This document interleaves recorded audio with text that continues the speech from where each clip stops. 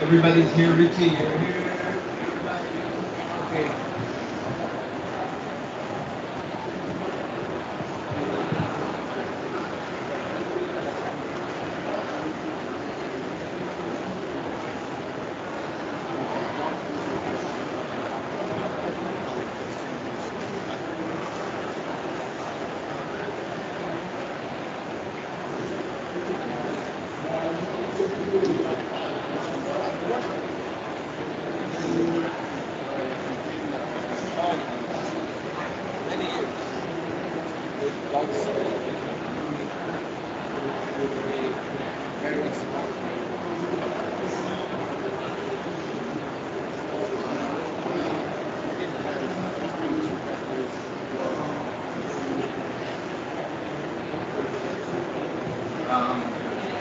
Here's Amanda.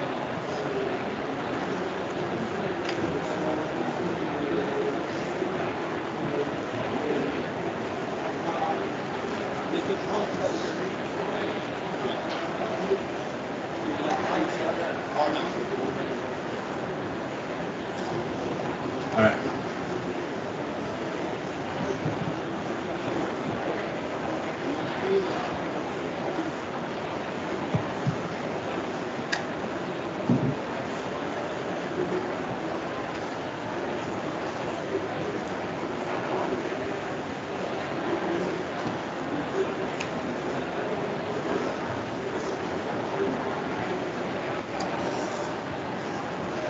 Good day, everybody. We're going to get started here. And I just wanted to make sure that everybody knows the routine. We're going to be talking about 5 to 6 minutes apiece.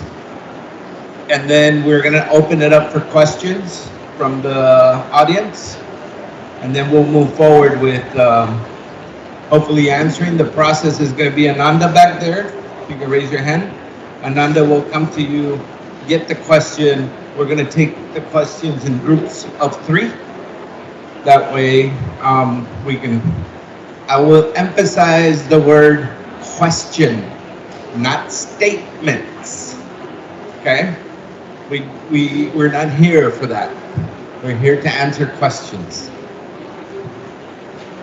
All right, let's get this show rolling. So welcome, folks. My name is José Bravo. I'm Executive Director of the Just Transition Alliance, an alliance in the United States, Canada, and Mexico that does work around just transition. And we came together in 1996 with what was the Oil, Chemical, and Atomic Workers Union that made, as they referred to us, everything from a BB to a nuclear weapon, 90,000 chemicals, and fuels, the fuels that transport us from here to there. We set upon ourselves to start what is now known as the Just Transition Alliance, and some of these folks are here from part of our Just Transition Alliance. They're part of our delegation that we're bringing from the United States. And what we're going to do today is listen to folks' perspectives on just transition, right? I want to mention, like I said before on 3 other panels at this COP, that no just transition is the same. We do not have a cookie cutter where we can say, here is the model of a just transition. No, communities and workers come together and develop a just transition from the bottom up using rank and file understanding and community organizing. And at the same time, I want to mention that if we are at the table talking about a just transition and all there is environmental justice organizations, that's not a just transition. It has to include workers, and vice versa. If we're at a table and it's only workers at the table and not those communities that are at the fence line of harm, then it's not a just transition. And why did we come together with workers? Because regretfully, the workers are our canary in the coal mine. If they get sick on their jobs, if there's explosions, if there's events, as they're called in a very sanitized way, what we see then is that chain link fence is not going to protect us. So it's in our best interest to have the workers be healthy and safe, and a health and safety worker also means a health and safety community. A health and safe community, sorry. So what we're gonna do is ask people to come up and speak. We're gonna speak from the podium here. Again, 5 to 7 minutes at most. And then, Richie, I didn't bring the list of speakers. So, oh, it's there. Okay. So the first speaker, me.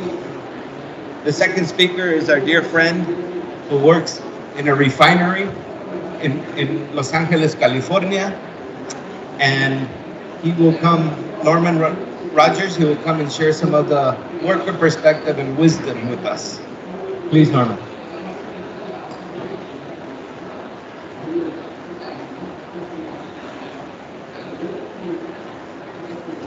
Thank you, Jose. So wisdom, it's a tall order. With the mic closer to you.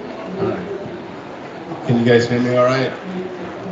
So I'm going to start off with when Jose mentioned about environmental justice and linking that to doing the right thing, because on its face, seeking environmental justice is the right thing. But there are exists more than one path towards doing the right thing. In the last 100 years, 150 years in California, oil has been refined, oil has been extracted from the ground and refined, and folks have been able to do the right thing if you judge doing the right thing by putting a roof over their heads and food on the table. And that's been going on for 100 years. And over those 100 years, those jobs through collective bargaining have become good paying jobs.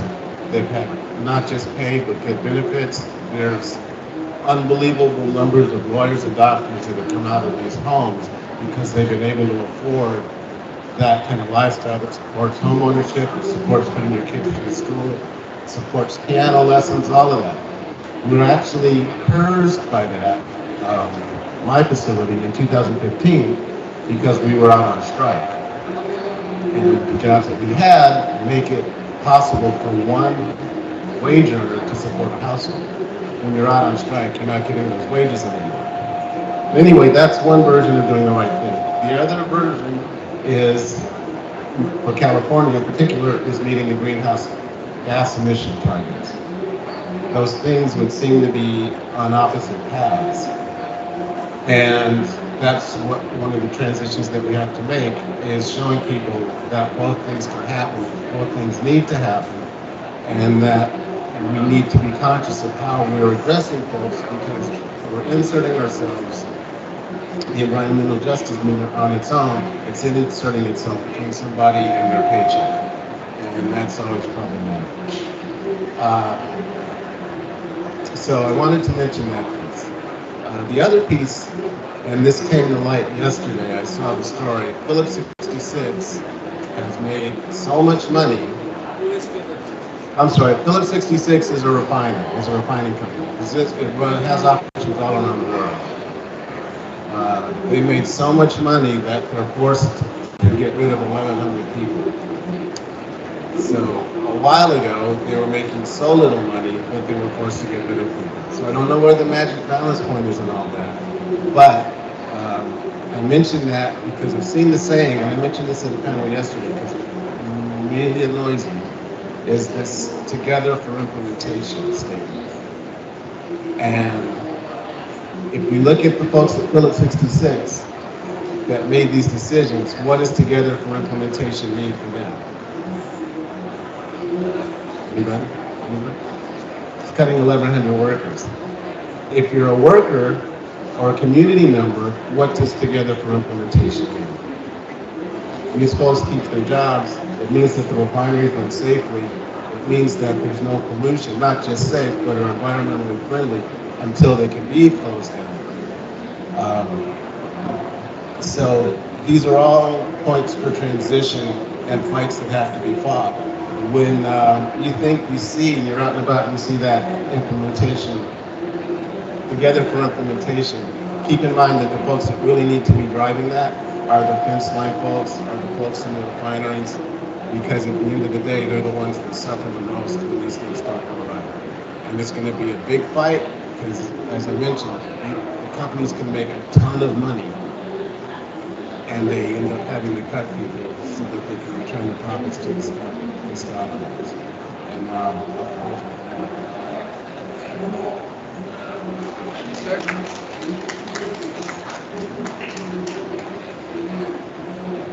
I have to say that the first time that the environmental justice movement participated with labor in several sites, it was about either having a lockout or not being able to achieve a collective bargaining contract for 3 years or longer. And the community then started to rally alongside the workers to participate with them and get to know them. Some of them had gone to high school together, but basically had lost touch. And then as folks started getting more and more understanding of what was happening inside the job site, then we were able to, after 3 years at Rillito, Arizona, the port and cement plant, achieve a collective bargaining contract. And in Ponca City, Oklahoma, we also ended a lockout. So next on the mic is Edgar Franks. Edgar is from Familias Unidas por la Justicia in the state of Washington. And I'm very proud to have Edgar here. Edgar was a very, very young person at the WTO in Indonesia. When some of us were asked to go up on stage to talk, sometimes you lead by pushing, right? So we pushed Edgar to go up and talk as a young person on a moving truck and a microphone and a lot of water bottles. So Edgar, please.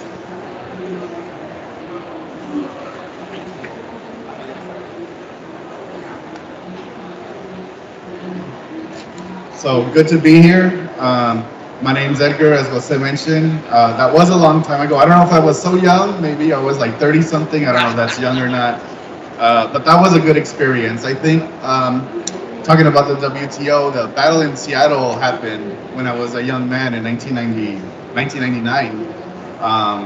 And that was a changing experience, especially with the work that I do now, is working with immigrant farm workers in Washington State who have been on the front lines of many different battles, whether it be labor fights, racism, pesticides, climate now. Our union, Familias Unidas por la Justicia, was founded in 2013 by a group of Mixteco and Triqui workers, people from Oaxaca and Guerrero, Mexico. They were displaced for the most part by many structural things like the WTO, by NAFTA, and all these things. So ended up in Washington State having to sell their labor. We think about the United States when people are migrating that, the North is like the place where you can make the most money, and everything is going to be good. But when we get there, it's totally different. The cost, the pain of your life, your culture, your dignity, all that comes with a cost. Of trying to make a paycheck. So, as farm workers, we feel that pain and have been trying to push back on how do we change that. So when we first came to this concept, idea, this framework, this practice of a just transition within a union organizing context, it made perfect sense. Farm workers do not have a lot of the labor protections a lot of unions have. They've been excluded by racist laws and practices since the 1930s. And those same laws are existent right now. So farm workers don't have the benefit of being covered by the National Labor Relations Act. So we have to fight. We have to struggle for everything that we get. One of the things that we were able to do, despite all these challenges, was win a union contract and win recognition for farm workers. It was the first union to be recognized formally in over 30 years in Washington State, in the United States. So it's a rare thing that happened. So, at that time, we didn't know, in 2016, we were kind of getting familiarized with just transition, but going from a perspective of an exploited worker to an organized community of workers, that was the beginning of a just transition. And, and I think building that momentum and kind of like bringing in all the culture and the knowledge that people had, especially about working the land and the damage that was being on the land. Even working under a union contract does not guarantee you protections of your health and of your community. So the workers themselves started to, organize and having discussions and opening up the space about, okay, we got a union contract, we have some kind of financial security and some kind of a pathway now for workers to live better. But union contracts can also go away. What is something that we can build that can be permanent where we live and that we can use our knowledge and our history of agriculture and farming. So through that, from transitioning from exploited workers to organized workers with a contract, now we're in the process of building worker-owned cooperatives in Washington State. And that's kind of like a continuation of the just transition of proving to the area where we're from, which is all dominated by big agro, like 1,000-acre farms of monocrop agriculture, that has been put at risk. Our food system in Washington has been put at risk now because of climate change. This last couple of years, there's been historic wildfires and smoke and record heat waves, which has basically devastated a food system, and workers have been at the forefront of dealing with the impacts of that. However, we know that method of farming and agriculture is not going to keep us alive. The method, the system of agriculture that we have right now in the United States, it's not to feed people, it's not to feed for communities, but it's for exporting and it's for profits. I just saw right now a panel discussion where they were talking about climate adaptation, but the people that were presenting were like these big corporations, like seed propriety, like intellectual propriety, beer companies. Like they're looking at climate in a whole different way and adaptation and survival than farm workers are. So I think with the knowledge and experience that we're experimenting in this thing about how we push back against that monocrop industrial scale agriculture to something that we can use our history and our knowledge and our culture to bring back agroecological practices, traditional knowledge, food sovereignty, and also build up a new economic system. We believe in the solidarity economy system, where we can each have enough and provide for everybody else under a different worldview that's not based on profit, but on living well. So with that, I know my time is up, but Washington right now is on the forefront of a lot of these false solutions. We just had cap and trade passed last year and it's being implemented and negotiated right now in Washington. And for this next upcoming session in January, carbon capture and sequestration is going to be brought up onto the table. And we just see that as another thing, another barrier that's going to hurt workers because it further commodifies land and it's going to commodify more the lives of workers than our people. So we still have a long fight, as Norman said. We believe that the just transition is the way for workers to organize, build power with communities, and transform the system and have a new economy. So, thank you.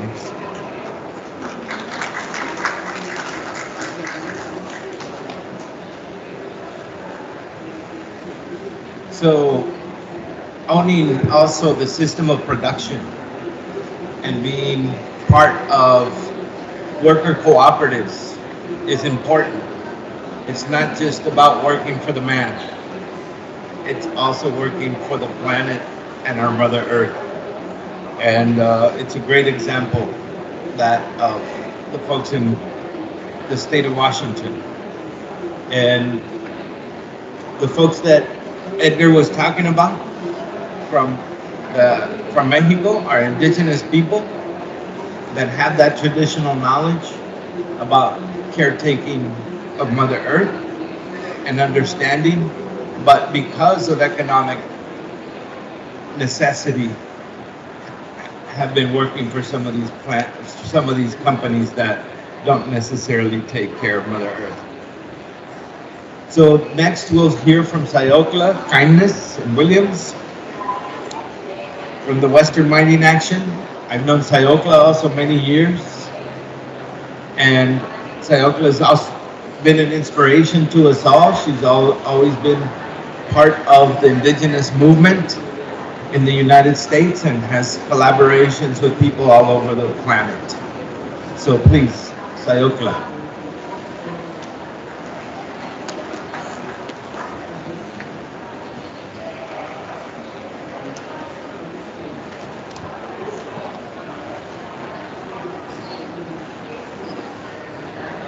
Sego swawek, Sayokla ni yat, Lurinyanta ni wagita loda, onyote aga ni e. My name is Sayokla, that translates to mean it snows again in English. I am from the Oneida Nation of Wisconsin, and I'm here representing my people. But also, I work for the Western Mining Action Network, which is one of the largest networks in North America addressing mining issues. I'm also on the board of directors for the Indigenous Environmental Network, and they're here today. So I want to thank, first of all, the Just Transition Alliance and the Australian Institute for inviting me to speak here today on mining and the Just Transition. I also want to acknowledge the land that we stand upon is the indigenous lands of the indigenous peoples of Africa. I want to say thank you for welcoming us here. It is good to be here in Egypt. As far as the green energy transition, we say keep it in the ground. Keep all the metals in the ground. We are experiencing a rush in mining globally to meet the demand of the green energy transition. So on the front end of all these false solutions to address, to change from fossil fuel to this green energy, so-called green energy, is mining. So the first thing that has to occur is that we need the metals. And so we need lithium, nickel, cobalt, copper, and graphite. That's what the states are looking for globally, and the mining companies. And so what we're saying is that we want to keep these metals in the ground, and that there's enough metals globally to meet this need, and that these are false solutions. Mining will not help us meet our Paris agreements. and that many tribes and First Nations and Indigenous peoples around the globe are negatively impacted by mining. And so we want to reuse, recycle, remanufacture, and reduce consumption of metals globally, especially especially gold and diamonds, because those are luxury items. 90% of the gold is used for jewelry, which of course is a want and not a need. And so when we mine for gold, there's always enormous impacts to the land and the water. So especially in gold mining, they use what's called sodium cyanide, and they do a heap leach cyanide method, which they put sodium cyanide on heaps of earth, that ore that they took out of the ground. And what that does is it creates acid mine drainage in the end. And so rivers and water is contaminated, and sometimes, especially, they need to use perpetual water treatment.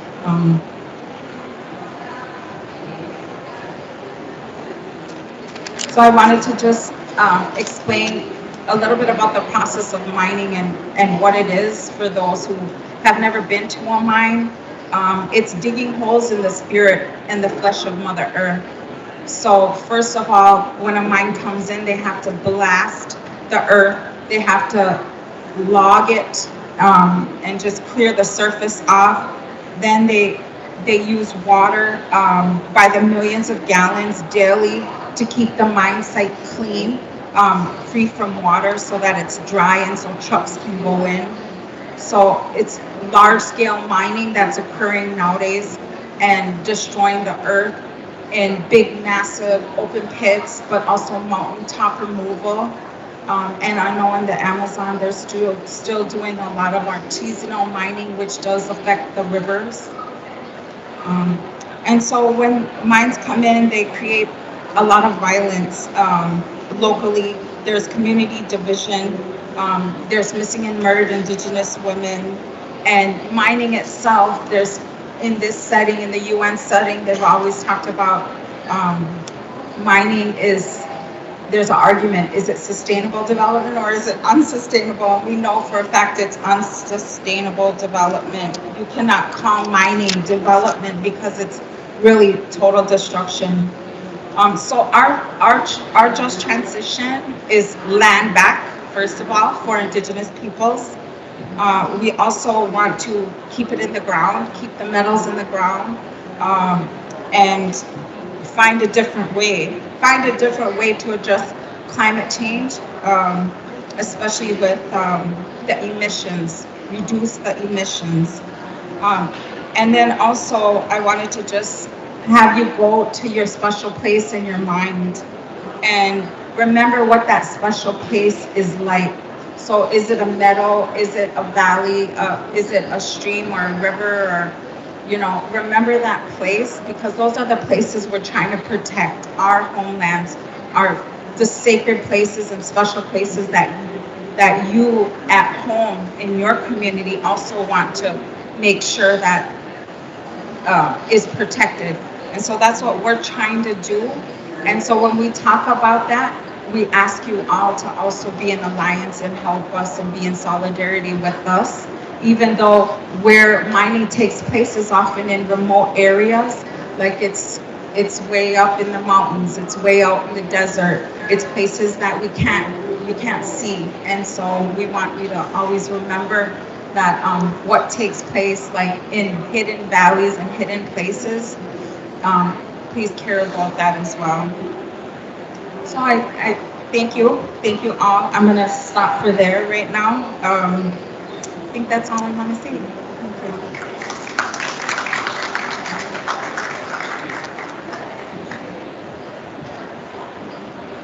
So on the way here to this panel today, I saw a booth with, there were some polar bears that were supporting nuclear energy. That's ridiculous and absurd. And not only that, that's part of the genocidal process happening to Indigenous communities that are targeted around uranium mining. And then the uranium waste are also targeted to go into indigenous communities. So we must say no. And we stopped and had a conversation with people at that booth and said uranium is not a just transition. And they said, well, you know, you put it, it's part of the ground, it's natural. And then we said, how about the uranium waste and the 15,000 mines that are leaking on the Navajo reservation? And they said, well, you can always put it back because it's natural. No, you can't. You're stuck with it. And there's nothing natural about taking uranium, enriching it, and then putting it in a process for energy. The best way that we can do in order to cut carbon emissions is like what Sayokla said, is leaving things in the ground, leaving fossil fuels in the ground. But we also have to be very cognizant of the fact that we're now here in a green bubble. Some of that green bubble is not a very good bubble. It's a dangerous bubble. And some of that bubble also needs to be worked a little bit better, because I'll tell you, when we're talking about electric vehicles, a lot of our communities can't afford those electric vehicles.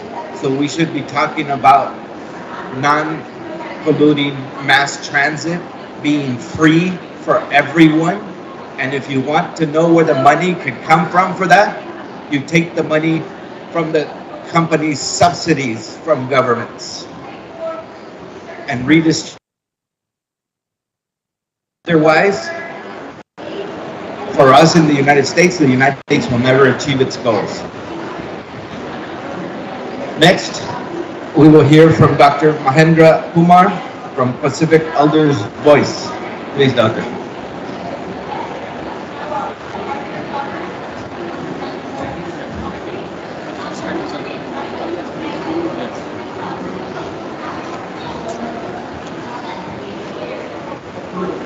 Thank you, Chair, fellow panelists, and thank you to Just Transitions and Australian Institute, the Australian Institute, for the invitation to share a few thoughts. The little word about myself, I think most people probably would not know me. I come from the Pacific. I'm actually from Fiji, but I'm wearing a badge of the Marshall Islands. But we are all a big Pacific family, covered by, of course, surrounded by large oceans. I support a group called the Pacific Elders Voice, which has been modeled along the line of the elders, which was initiated by ex-President Nelson Mandela. So as that particular group of elders constitutes some very well-known world leaders, ambassadors, former secretary generals, and so on, in the Pacific we have our own former leaders, political, academic, community leaders who have been active, but because of the nature of politics, once you are not in power or you have retired, but still have a lot of wisdom left, and I think they have gotten together to provide advice on issues which is important for the development of the Pacific people, particularly, but of course it is relevant to the globe generally. The Pacific Elders Voices, the key focus area is security, and in particular climate security. And I think we were conceived about a year ago when the geopolitics of the Pacific region, where we had the big powers trying to position for influence, really for military and defensive reasons. And the Pacific people kept on reminding them that, hey, the biggest threat to our survival is not militarization or having more defense money, but really climate. And climate change was the biggest threat, still is. And climate security, includes the various dimensions, oceans protection, governance, migration, ethical leadership, agenda, nuclearization. The Pacific has a history of where nuclear bombs and arsenals were tested on the people in many of the countries, and we are still living with that kind of legacy. So, and the rights of indigenous people and so on. So the Pacific Elders Voice is basically to provide this kind of voice, not necessarily in contradiction of what the government is doing, and I would like to compliment that, but of course, as an independent group, they speak on issues which both governments and the international community should do. So, I'm sure most of you are aware of the vulnerability of the Pacific Island countries. They are very small island countries which are regarded as some of the most vulnerable in the world, and they are very vulnerable to the impacts of climate change, particularly sea level rise. The Pacific comprises 3 of the 4 atoll countries in the world, and these atoll countries are distinguished because most of them are barely 2 meters above sea level. So if one looks at the projections of the sea level rise, which is quite dire, some of them will have about 70–80% of their total land areas submerged in the next 50 to 100 years. So the threat really is existential.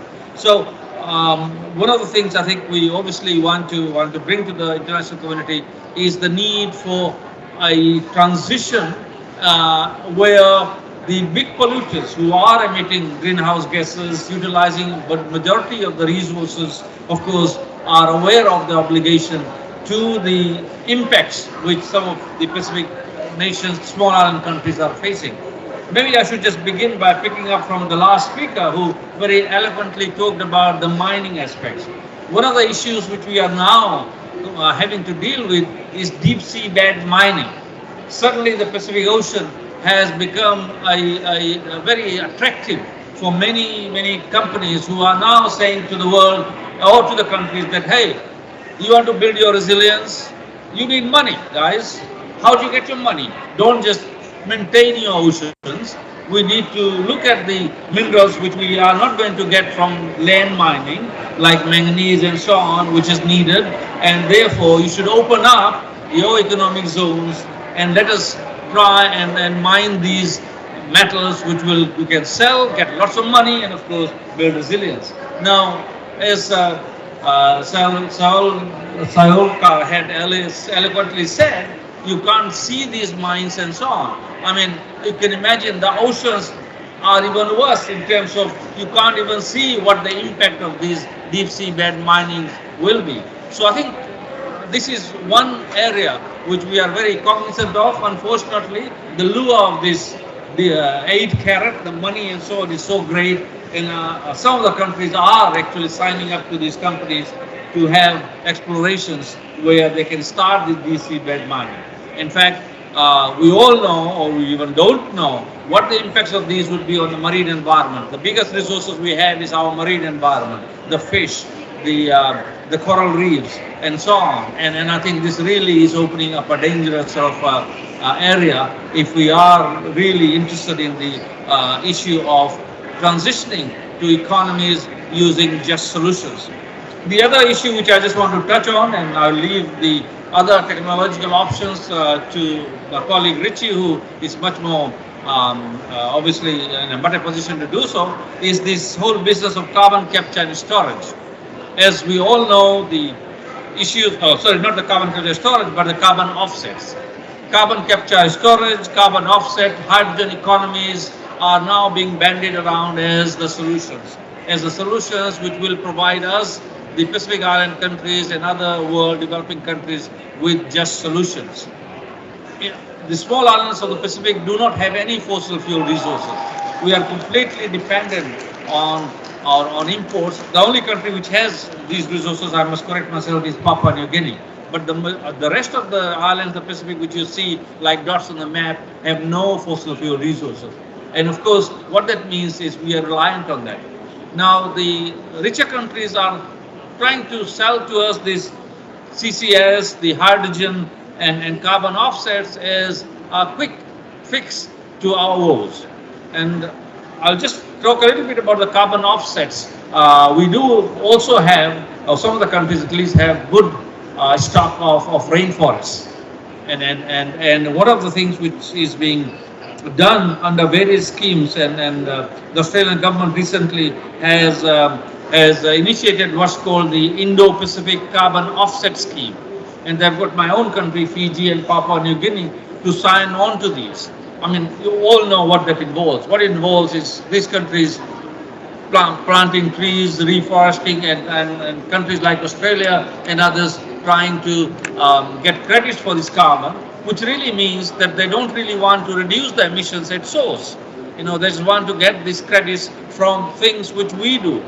Our point is that for a just transition, we need to do these things anyway. We need to conserve our environment. It's good for the ecosystems, it's good for biodiversity. But it really shouldn't be a kind of carbon colonialism where some of these countries then extract our carbon, use our carbon for getting credits so that it allows them to continue to emit. And I think our goal really should be for them to reduce all the emissions or reduce the use of coal and oil, which is really the root cause of the problem.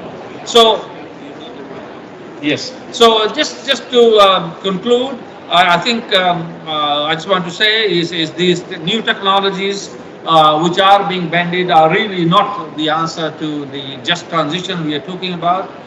We do need governments and the private sector to try to look at meaningful ways to try and reduce all the emissions at source, thereby helping vulnerable countries like in the Pacific to deal with the drastic impacts of climate change.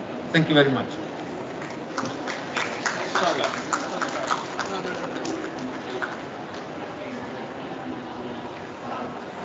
In the United States back in 1991, we had a First People of Color Environmental Justice Leadership Summit. And at that summit was a person from the Marshall Islands that was talking already about the devastation that was happening in the South Pacific with all the types of testing, nuclear testing that was happening in and around the peoples of those islands. And we swore solidarity with them. And ever since, they have been part of our delegations as well, coming into the COP and other institutions. So, lastly, we're going to hear from Richie Merzian, who's our co-host with the Australia Institute, and it's a pleasure to introduce Richie to you all.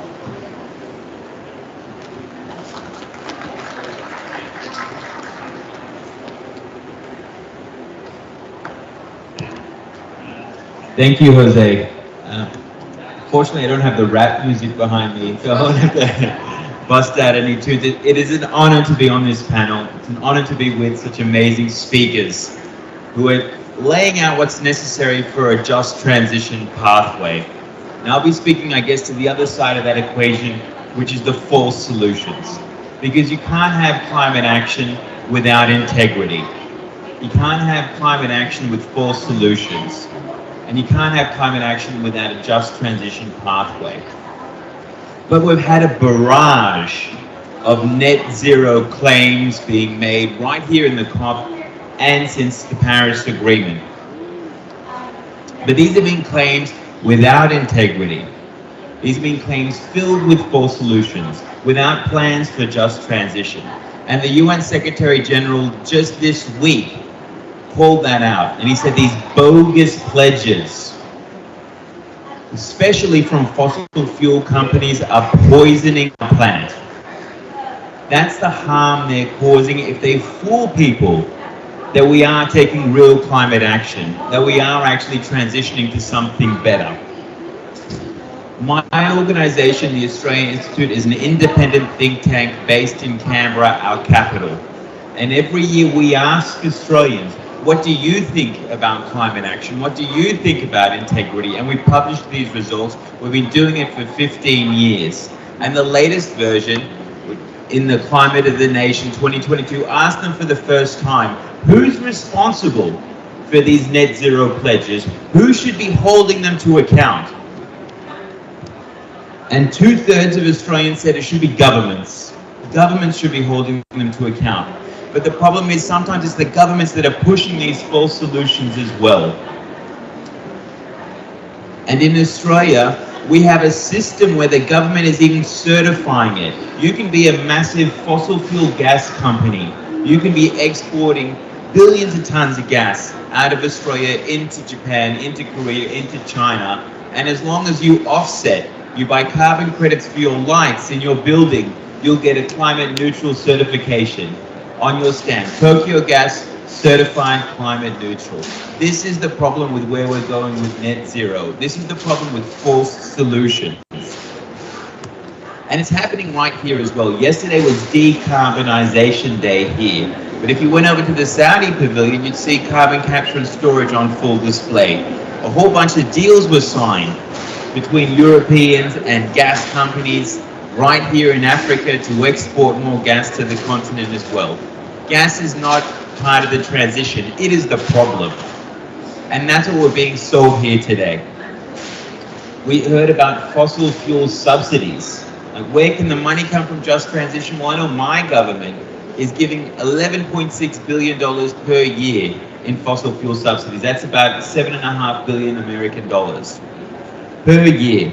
And if you take one technology like carbon capture and storage, and you just take a step back, carbon capture and storage is where you push CO2 down, and you often, the technology came from the oil industry. Ultimately, it was called enhanced oil recovery. Before it got a facelift, before it was rebranded, it was called enhanced oil recovery. And 74% of the projects around the world right now that are carbon capture and storage are still enhanced oil recovery. You push the CO2 down, you push up more oil.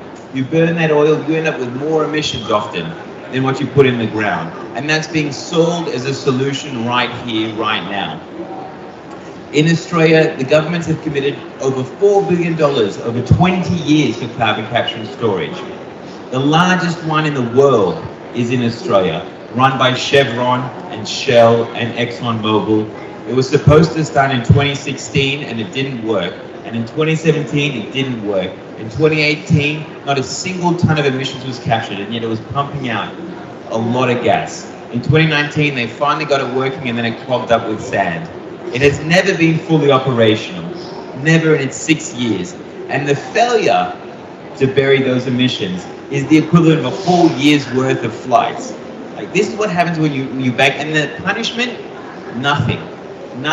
If anything, Chevron now has this big plan to take CO2 from Singapore and bring it on a ship to Australia and bury it in Australia. Like, as if somehow that's going to work, as if somehow that can extend the oil and gas industry further. This is what's happening. But here is the opportunity.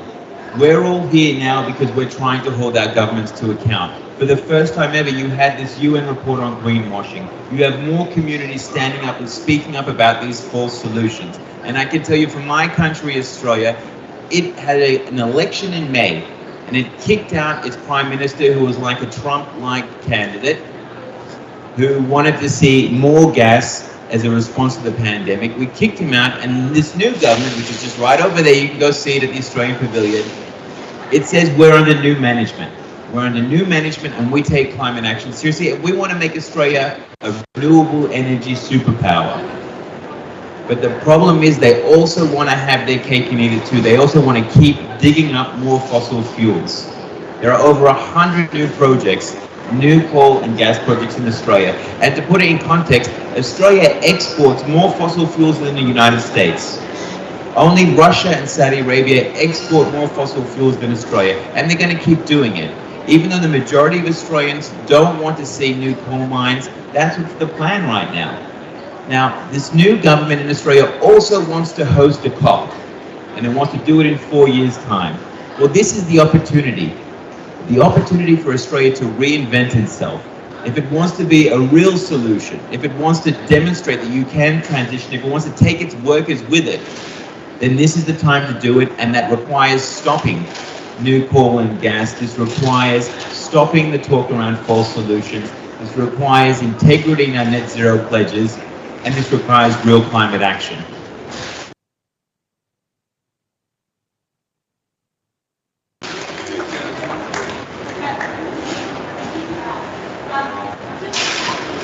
Before we go into questions and answers part of our presentation, I just want to read to you a snippet from a very wise person in the room that's standing back there. His name is Ananda Litan.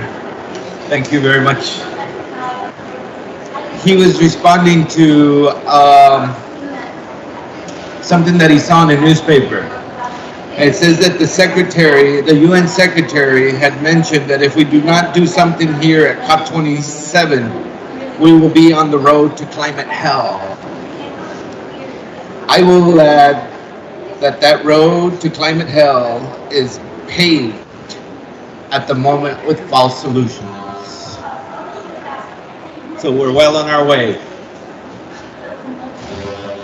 So if folks, and Ananda's passing out some hoodwinks, if you don't have your copy, please get it. There's in different languages. If folks need other languages, you could also visit our booth in our number 6 as you come in from security. So we'll open this up if folks are okay with that, for any questions and comments. Our dear friend Ananda will be the person walking up to you and handing you the mic. Remember, what's the operative word? Questions, not comments.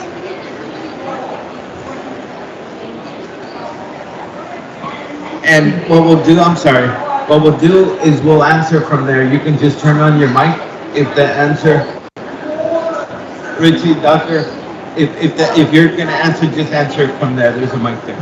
Thank you. Thank you so much. These were really great presentations.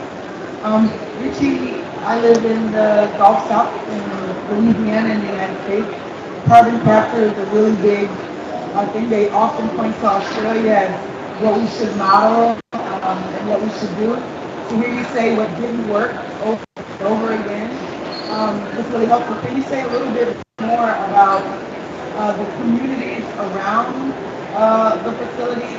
What impacts are you seeing of those communities around those carbon capture? And there was an incident in Mississippi where there was leakage. I don't know if you know anything about the potential for leakage, even if it works. The potential down the road and impact on the community. Yep, I'll just jump in there. Thank you. It's a great question. We'll start with leakage.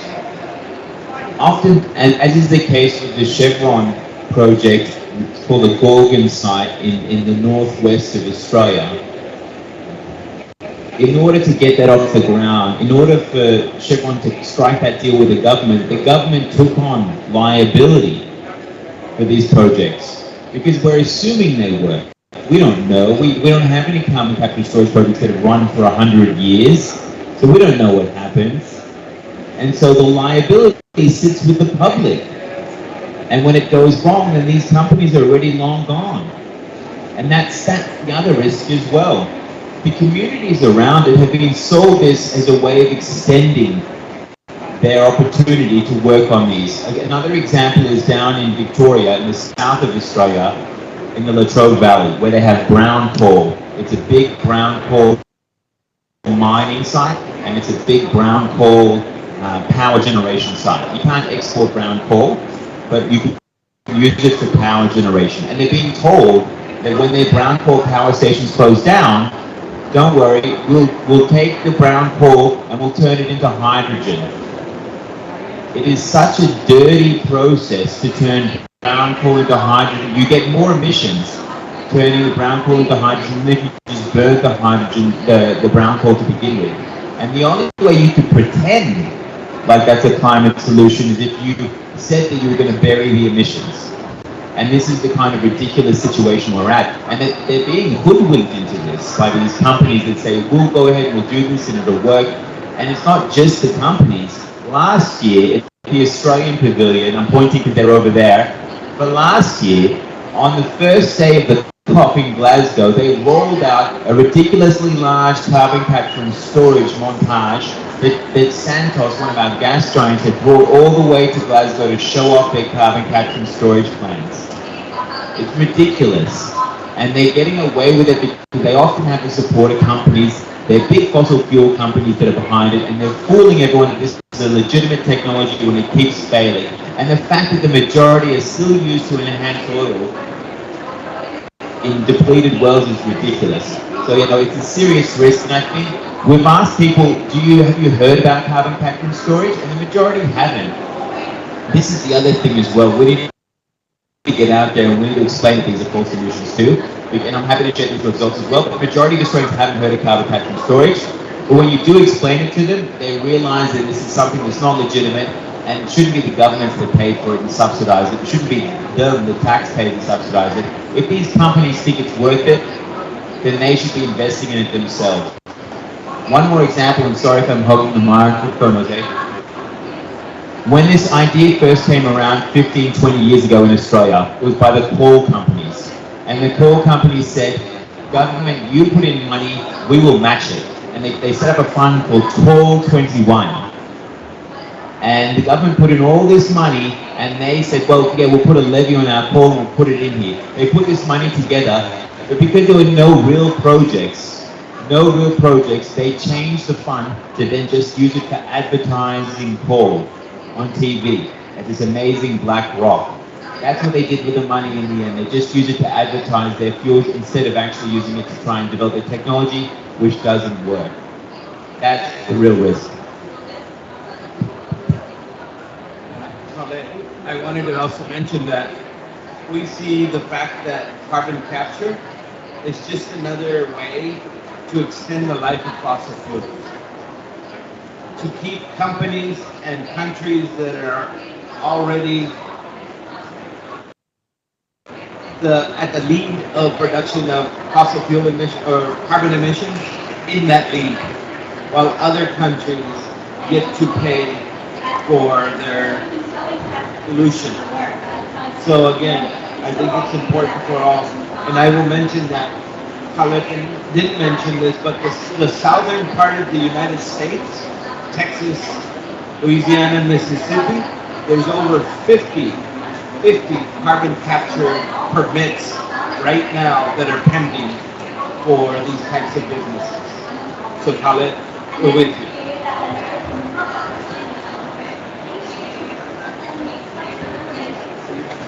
Actually, I would just add to that from the worker piece, being at a refinery, the companies are all jostling for position to see who's going to be the last company standing. And they're having little informational meetings with the workforce, and they're touting carbon capture is going to be how we are able to keep running. Because oil will end, but it's going to be for a while. And it's going to be for a while. It will be much reduced, but it's still going to exist. So, yeah, stories are being told, lies are being told. Because for me, in the Los Angeles space, if you look at it, you get a Google map and look at the Los Angeles space and what the companies talk about doing as far as putting in carbon capture facilities, there's no room for it. Even if it did work, the pipelines, the infrastructure that would have to be put in place, the companies aren't going to spend that kind of money. If it does happen, we'll end up as what consistently saying that the government, the people end up paying for it. But it's being sold everywhere.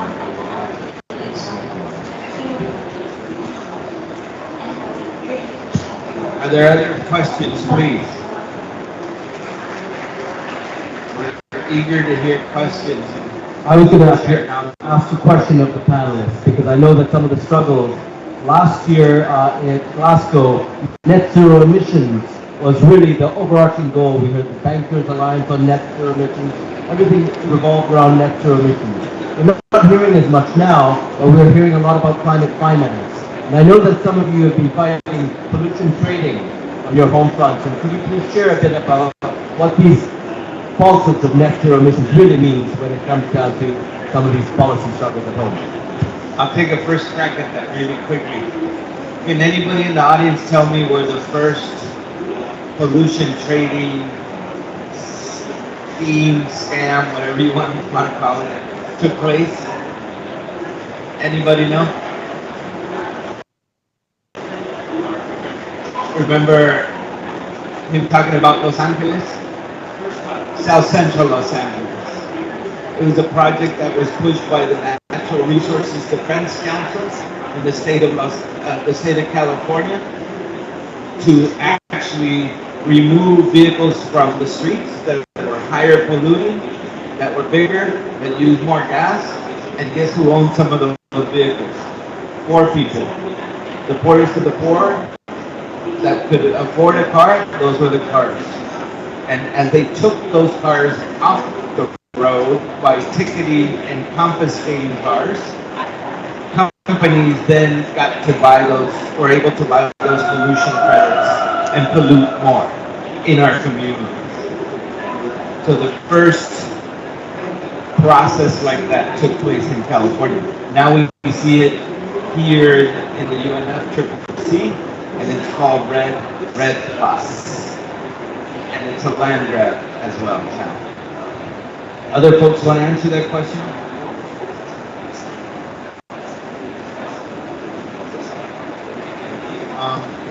So, just within the last couple of years, there's been this ongoing fight to stop market-based mechanisms to mitigate climate change.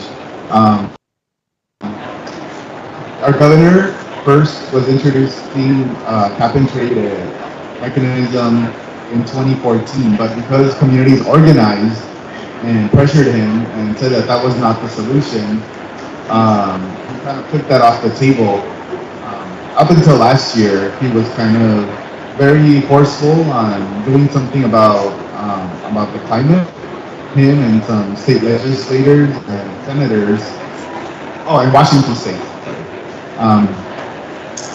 They got together and were following the California model of cap and trade, which we had brought up the example over and over that it's not doing anything like in Richmond and all these other communities to stop pollution, and emissions are actually going up, and it has nothing to do with lowering emissions or phasing out fossil fuels.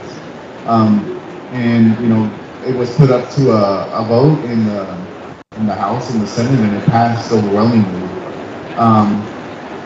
There was a lot of divisions that happened within the EJ and climate movement, justice movement, because everybody was fighting for the dollars.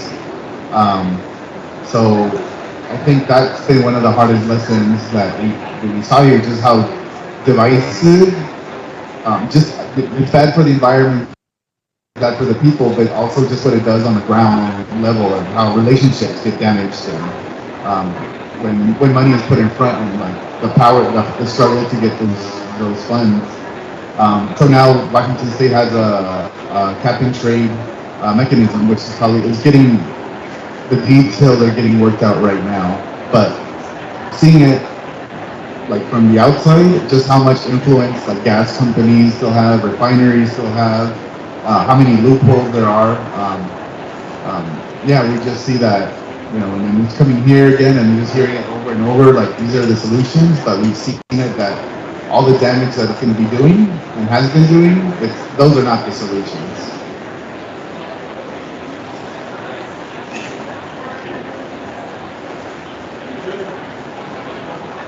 Hi, half-formed question, so see how this goes. Whenever I think about climate change, I always think about decentralization, being able to have local communities develop their own energy and kind of bring power back to the community.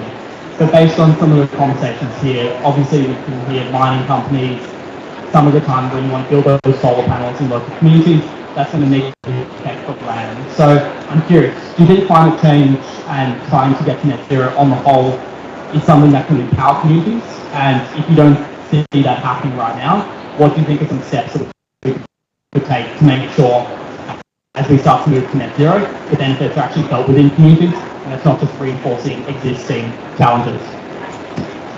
I'll take that on for a little bit, and then others can jump in on that. Net zero is a false solution, my friend.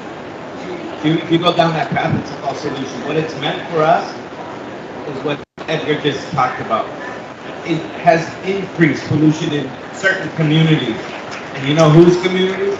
People that look like us, not white communities in the United States.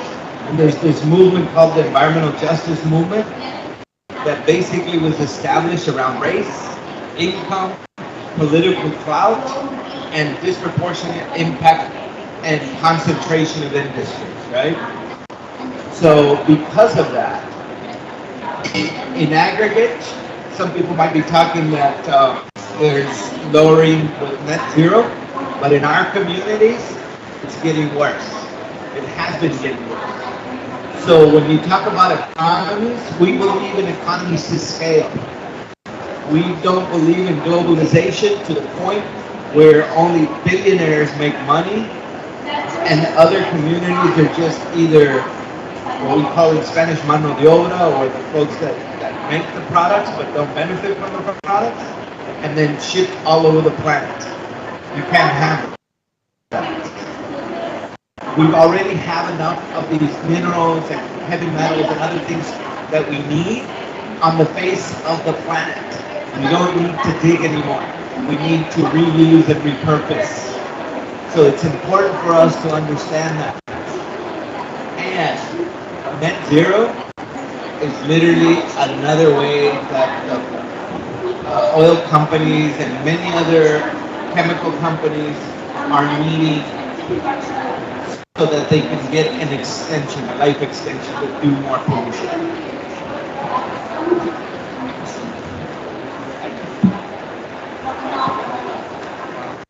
Along those lines, I was walking past one of the pavilion yesterday or the day before yesterday, and we were talking about how much is a whale worth.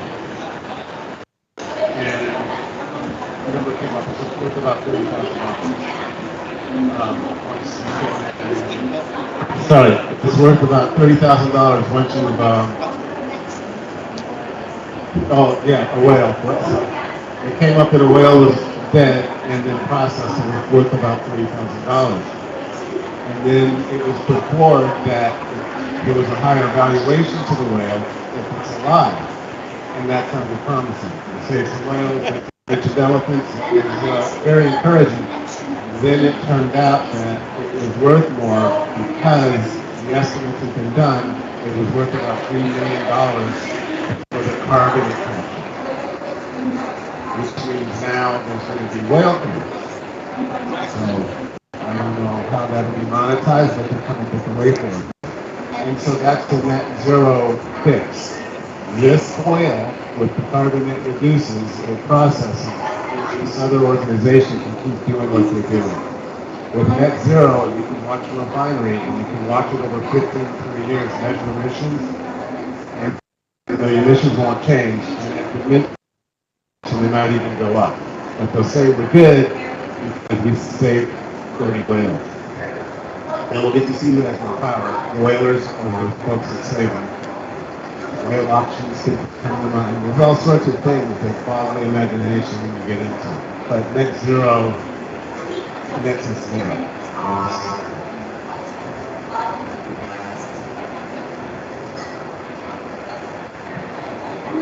Thank you very much for the talk. Unfortunately, we are in a very difficult situation. Personally, I feel disappointed with the COP. This is my first COP. And it looks as if it's a display of power, where decisions have already been made. We are just being consulted because we want to be consulted. Decisions already been made. The hard question is, how do we stop it practically? I'm from South Africa. There's a huge problem of overloaded landfills beyond capacity. There's a huge problem of electricity. European banks are coming in with a solution of money, privatization. 10 years from now, we are going to be in a big problem. They've already signed the bill, it's already done. What do we need to do as civil society to stop this problem? I grew up in South Africa. Now my daughter doesn't even see a butterfly in Africa. Imagine if there were no organizations holding them accountable. What it would look like. I think it's important for us to know that a lot of what we are talking about on this panel will probably not make the agreement. Not here. It will not. And I think that when we're talking about a just transition, the other day I got a very good education from an elder indigenous woman that said, you know what? Our just transition is back to taking care of the planet. Our just transition should be back to being the steward of the planet and Mother Earth. If we're talking about tinkering with nature, about redesigning nature, we've lost the battle. So I think it's very, very important that communities take back their traditional knowledge and their understanding of being one with Mother Earth. And they can't take that away from them. Anybody else want to answer that?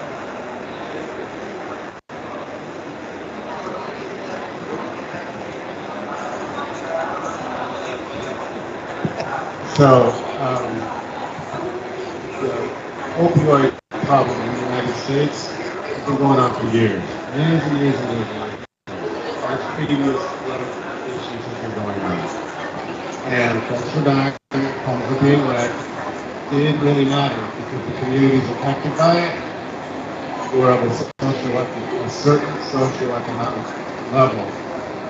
And so it never really impacted the nation, or what we'll call the recession nation. Once it started hitting white families and white homes, then it became, oh my God, there's a drug problem. And then fix the scene. The folks that are suffering now from the current situation are folks that are experiencing what you're experiencing at home. And where I live, there's folks that live under refineries. The fence line is literally 50 feet away from the refinery. And they're downwind. There's one bit of hope here. We had a coalition of people come together. Typically the wind goes this way, affects these homes. They have aromas, odors, all sorts of things that are issues. I live in Southern California. There's a thing called the Santa Ana winds. And those winds switch direction and blow back out to sea. And those winds change directions, it hits all the people that in the high wind area. And because of that, this group and this group eventually got together and worked together. Our folks are catching the bus every morning to go into these houses and touch these lawns, got together with those folks and came up with a solution and made their voices heard. So getting back to the right people have to suffer before there's change. I've been to Tonga, and my cousin moved down there to retire. And one of the first places they showed me was this beautiful hotel that sits right at the edge of the shore. Or it used to sit at the edge of the shore. It's underwater now. And I've been to Australia. And I've had, fortunately, it was like 35 years ago, but the barrier reef that I got to see then, that was full of life and color, is dead now. And so these folks with money, these folks when they visualize their happy place to collect stuff about. And I think half of them picture a safety deposit box as opposed to a meadow or a stream. Maybe that's when it'll be that gets them to go, oh, there's a problem here because the world's not what they think it is. And we all need to keep an eye out when we're here, because that project they're putting across the street, like Sharks Bay, what is that? If you look at those pictures on the fence, does it look like Egypt? Construction-wise, does it look like Egyptians in those pictures? Yachts coming in? Anyway. Don't get him started. Other questions, please?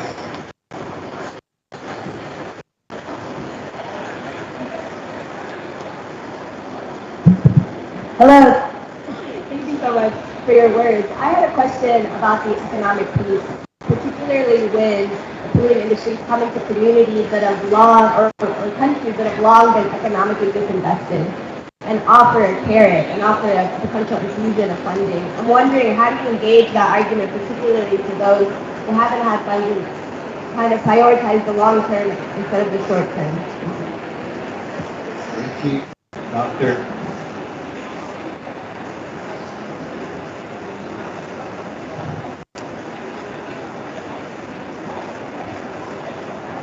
Yeah, hi. Yes, as I had mentioned, in fact, currently there is, in the Pacific, some governments who had been more enlightened had set up large, what they call protected areas, marine protected areas and so on. Large. One thing about the small island states is they have very large ocean masses, which really is their source of livelihood and existence basically. And now there is so much pressure in terms of these partners, so-called partners, companies and so on coming in.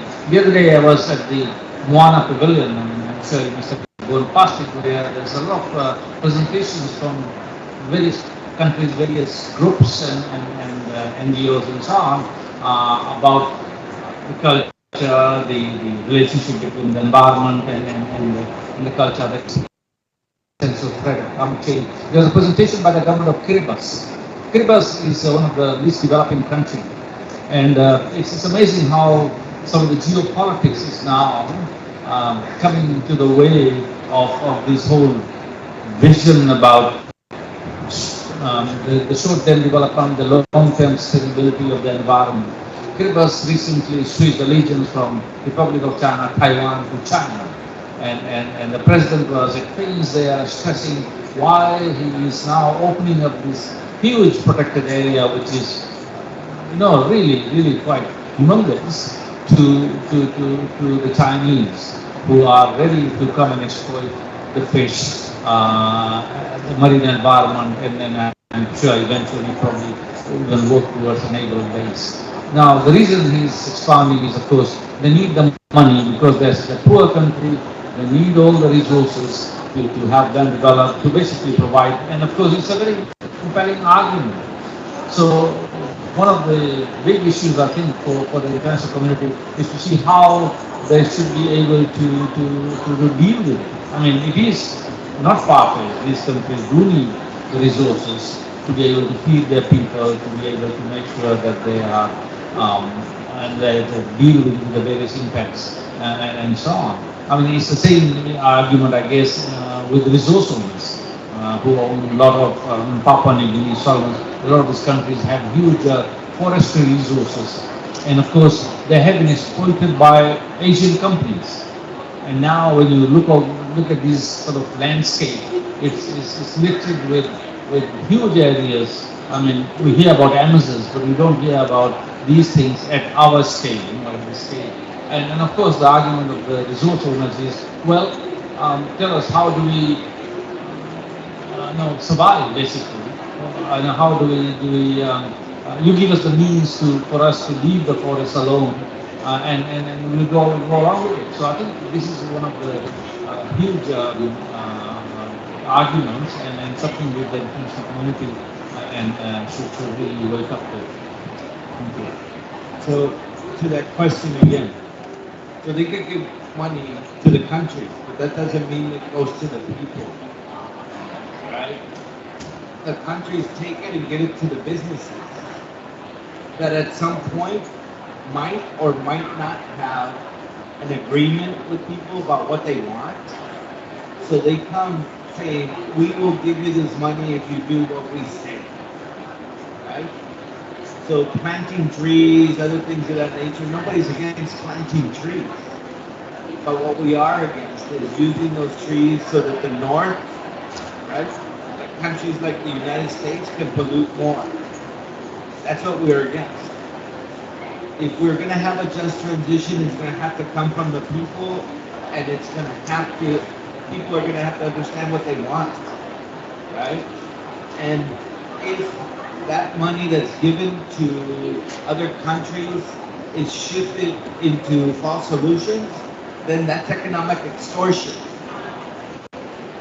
That's not gifting, that's not caring, that's not anything but extortion. Because people need to have the direction that they want to go in and the right to do that. In the United States, we're pushing for free, prior, and informed consent. It's important that we push for free, prior, and informed consent. And it shouldn't only be an indigenous issue. It should be our communities as well. African American, Latino, Asian communities in the United States should have free, prior, and informed consent. So I think it's very important just to, if you want to see what a false solution looks like, follow the money. If you want to see what the real solution is, follow the people.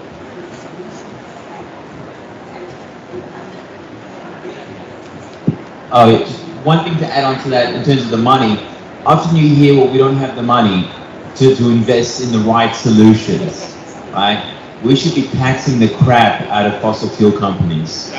They're making wartime profits, billions and billions and billions. We should be taxing the things we don't want so that we can actually pay for the things we do.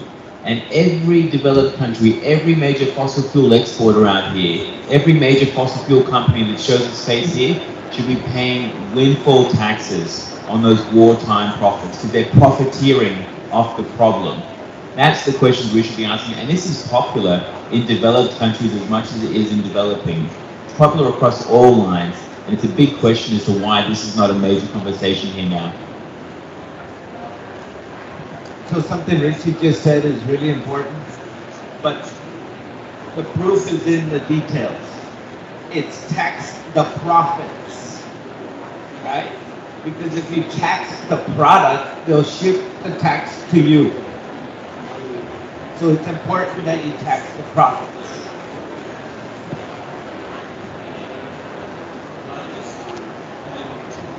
If not, I have one question for our sister Sayokla. I'm just giving you a time check.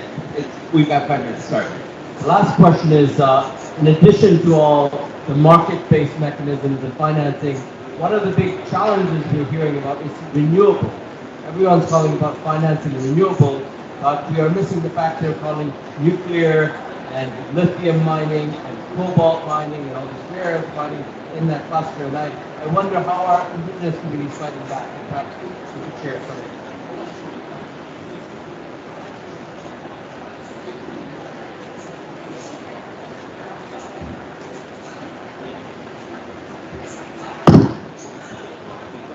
It's on.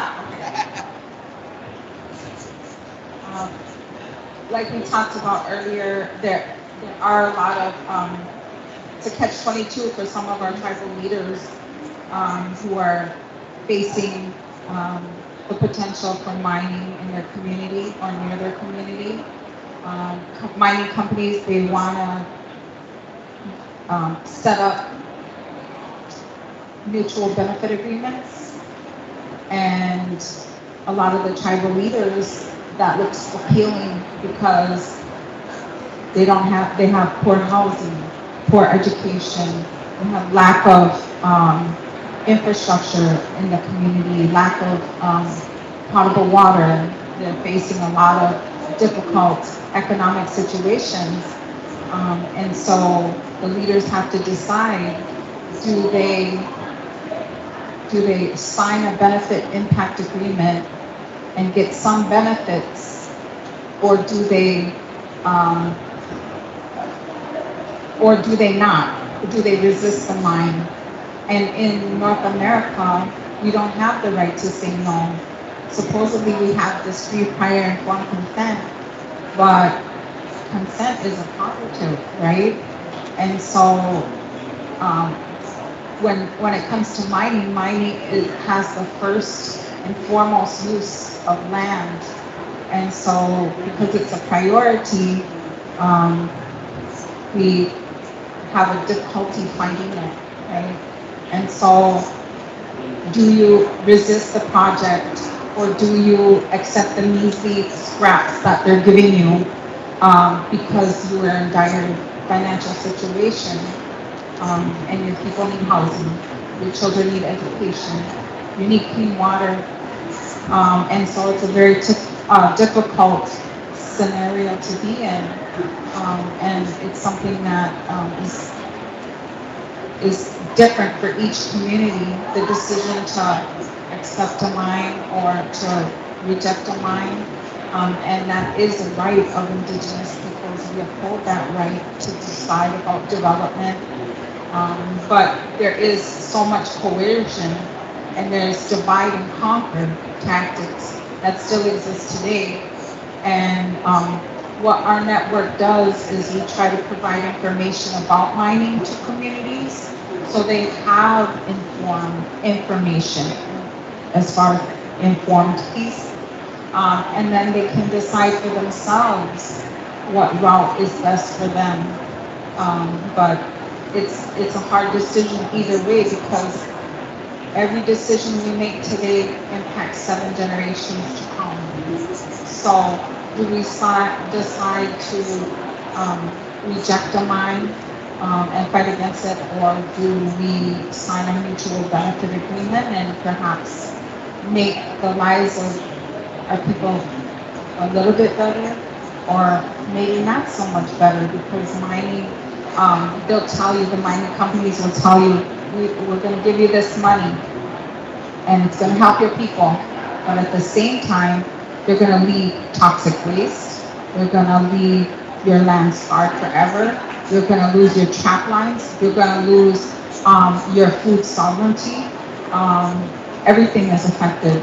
So it's a terrible, terrible scenario, and that's globally. But other times, the mining companies just like, we're not even going to offer you money. We're just taking this land because the governments, the states gave it to us, and we're going to use it. And it doesn't matter what happens to you people locally. It's not our concern. I wanted to mention one thing. We got literally like 1 or 2 minutes. I wanted to mention, I want to just acknowledge in the room la compañera Maritza from Puerto Rico. I wish we had enough time to listen to the sister on this panel, because what is happening in Puerto Rico is because of climate change, because of worsening and worsening weather. Puerto Rico is now ground zero for what we call disaster capitalism, making money on disaster. The first set of that I believe happened was in Katrina in New Orleans, where things were privatized, people were moved out, housing was done away with, and gentrification happened at a mass scale. That's happening at the moment in Puerto Rico. And I wish, Maritza, that I would have seen you earlier, we would have brought you up. Thank you all very, very much for joining us today. It's been a learning experience for all of us. And thank you for all your work that you do, and keep up the fight. We're with you.